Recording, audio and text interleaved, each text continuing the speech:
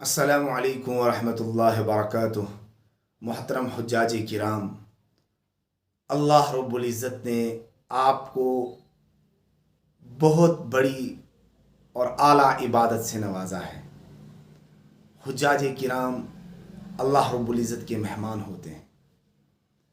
آپ حضرات جن کو بھی اللہ رب العزت نے حج کی توفیق سے نوازا ہے، جو حج کر کے آئے ہیں، اب حاجی صاحب ہو چکے ہیں، حجاج کرام کو چاہیے کہ اب اپنی زندگیوں کا محاسبہ شروع کریں، اس لیے کہ آج تک جو ہماری لائف تھی، آج تک جو ہماری زندگی تھی، اس زندگی کے اندر ہم نے جو بھی گناہ کیے ہیں، اللہ رب العزت نے عرفات کے میدان سے نکلتے ہی ہمارے تمام گناہوں کی بخشش فرما دی ہے۔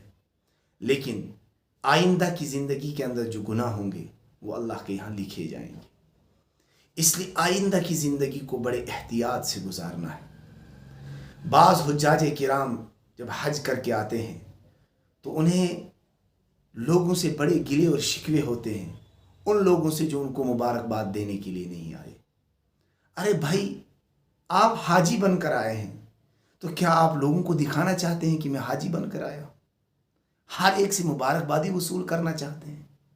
آپ کے اوپر تو اللہ کی جانب سے یہ حج فرض تھا، آپ نے اس فریضے کو ادا کیا ہے۔ اب جب آپ نے فریضے کو ادا کر دیا ہے تو اس موقع پر آپ کو اللہ رب العزت کا شکر ادا کرنا چاہیے کہ اللہ رب العزت نے آپ کو اس اعلیٰ عبادت کی توفیق سے نوازا۔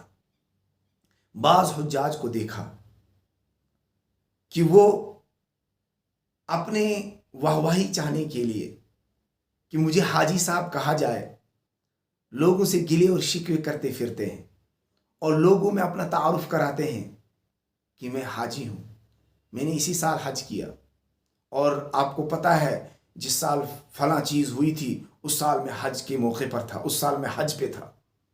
یعنی کسی نہ کسی طریقے سے لوگوں کے سامنے باور کرواتے ہیں کہ ہم نے حج کیا ہے۔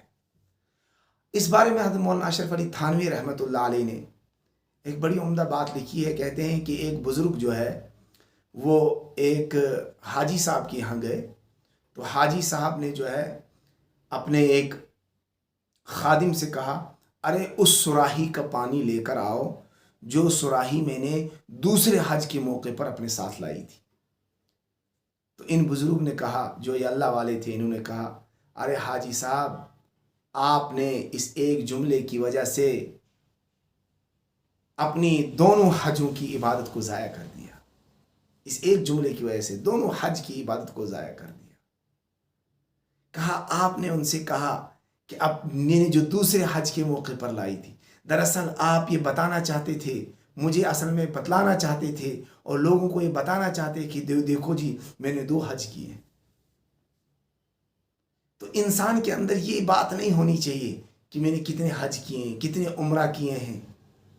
بھائی اللہ رب العزت بار بار جانے کی توفیق سے نوازے، بار بار آپ کو حج اور عمرے کی توفیق سے نوازے، لیکن یہ حج اور عمرہ اس لیے نہیں ہے کہ ہم بعد میں لوگوں سے یہ کہتے پھریں کہ ہم نے اتنے حج کیے ہیں اور ہم نے اتنے عمرہ کیے ہیں، ہم فخر کرتے پھریں۔ اللہ رب العزت کو یہ چیز پسند نہیں ہے۔ اور علماء نے لکھا ہے، غالباً حضرت مولانا قاسم نانوتوی رحمۃ اللہ علیہ نے، انہوں نے لکھا ہے کہ حجر اسود کا بوسہ لینا یہ معیار ہے کہ اب حاجی کی آگے والی زندگی کیسی ہوتی ہے۔